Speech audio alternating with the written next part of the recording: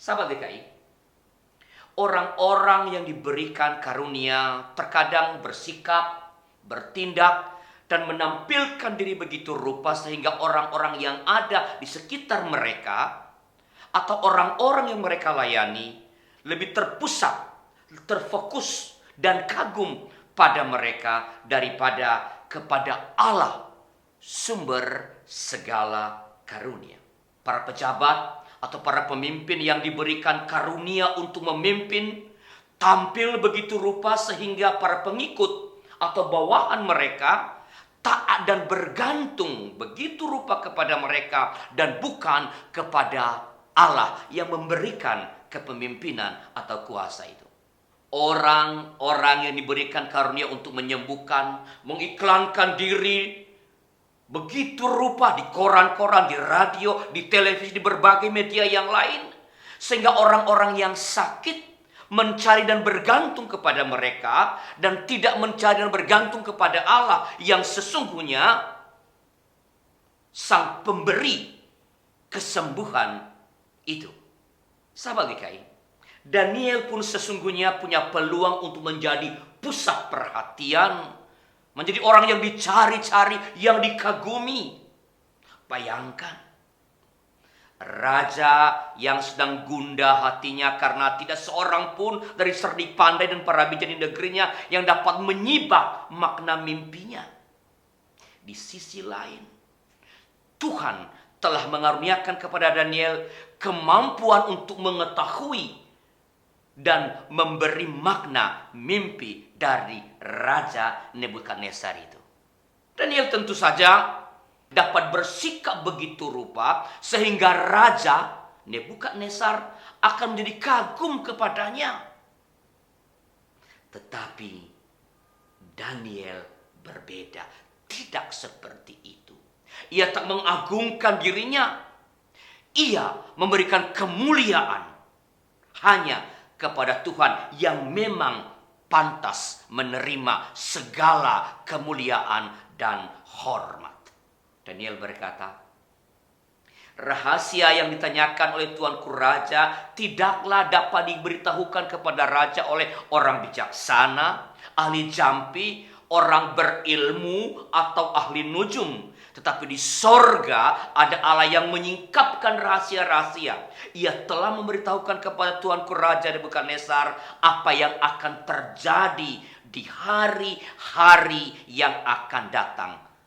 Daniel pasal 2 ayat 27b sampai 28. Dengan pernyataan ini, Daniel pertama-tama hendak mengatakan kepada raja, jangan mengandalkan manusia. Manusia memiliki keterbatasan. Tidak semua hal dapat dijelaskan oleh manusia dan diberi makna oleh manusia. Ini sangat penting. Sebab ada orang pada masa kini yang tidak menyadari dan karena tidak mengakui keterbatasan-keterbatasan akal budi dan pengetahuan dalam menjelaskan hal-hal yang berlangsung, yang terjadi dalam dunia ini.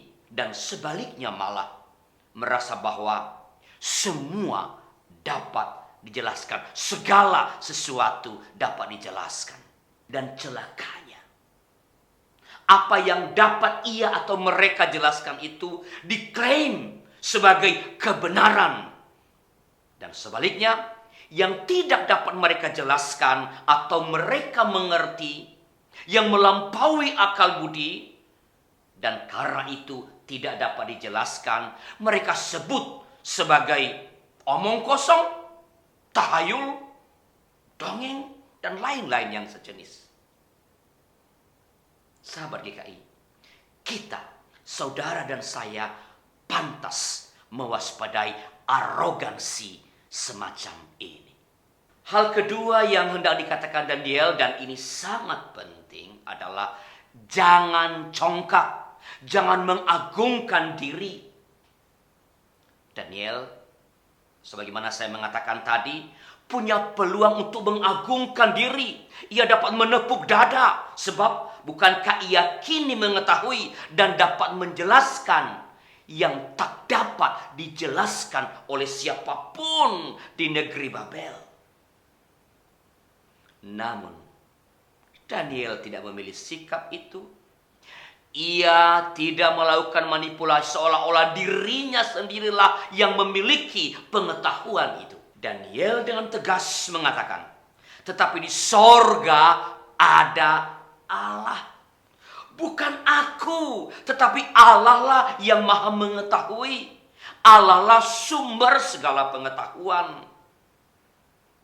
Daniel memberikan teladan bagaimana seseorang yang punya pengetahuan mestinya membawa dan menampilkan diri, yaitu tidak mengagungkan diri. Sahabat GKI, sikap Daniel ini sangat perlu kita renungkan dan teladani. Jangan mengagungkan diri. Terima kasih telah menyaksikan program ini. Bila program ini memberkati Anda, sebarluaskanlah kepada sahabat-sahabat Anda dengan berbagai media. Saya Arlianus Larosa. Salam GKI, Genta Kasih Indonesia. Tuhan memberkati kita.